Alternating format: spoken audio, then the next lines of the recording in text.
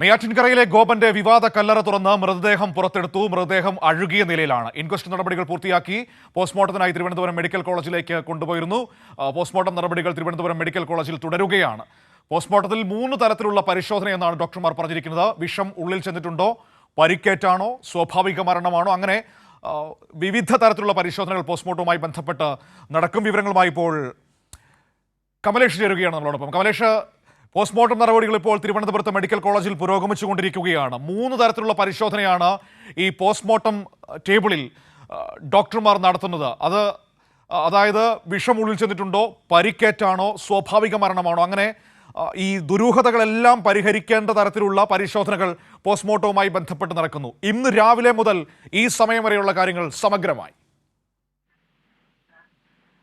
മനു, തീർച്ചയായും പോലീസിന്റെ മുന്നിൽ ഇപ്പോൾ ഉള്ളത് ഈ മരണത്തിലെ, അതായത് മറ്റ് നടപടിക്രമങ്ങളെല്ലാം പൂർത്തിയായി കഴിഞ്ഞു. ഈ മൃതദേഹം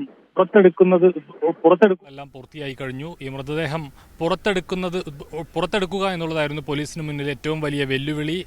അതിനെ തുടർന്നാണ് വലിയ പ്രതിഷേധങ്ങൾ, സംഘർഷങ്ങളൊക്കെ ഈ പ്രദേശത്ത് ഉണ്ടായത്. എന്നാൽ അത് പൂർത്തീകരിച്ചു കഴിഞ്ഞു. മൃതദേഹം പുറത്തെടുത്ത് ഇൻക്വസ്റ്റ് നടപടികളെല്ലാം തന്നെ രാവിലെ പൂർത്തിയാക്കി. RDO ആയിട്ടുള്ള സബ് കളക്ടർ, അതുപോലെ തന്നെ 2 DYSPമാരുടെയൊക്കെ സാന്നിധ്യത്തിലാണ് ഈ മൃതദേഹം പുറത്തെടുക്കുന്ന നടപടികളും അതുപോലെ തന്നെ ഇൻക്വസ്റ്റ് നടപടികളും എല്ലാം തന്നെ പൂർത്തീകരിച്ചിട്ടുള്ളത്. ഈ മൃതദേഹം ഈ കല്ലറയിൽ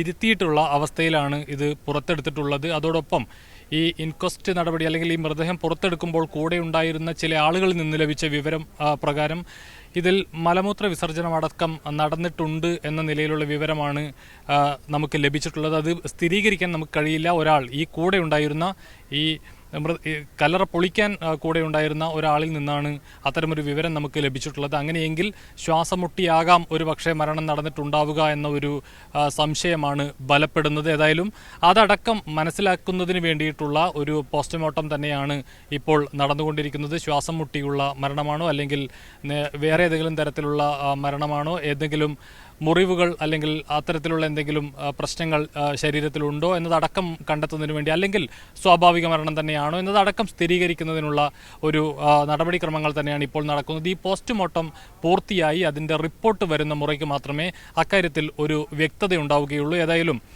ഇപ്പോൾ ഏതാണ്ട് ഒരു 1.5 മണിക്കൂറിന് മേലെയായി ഈ നടപടിക്രമങ്ങളെല്ലാം ആരംഭിച്ചിട്ട്.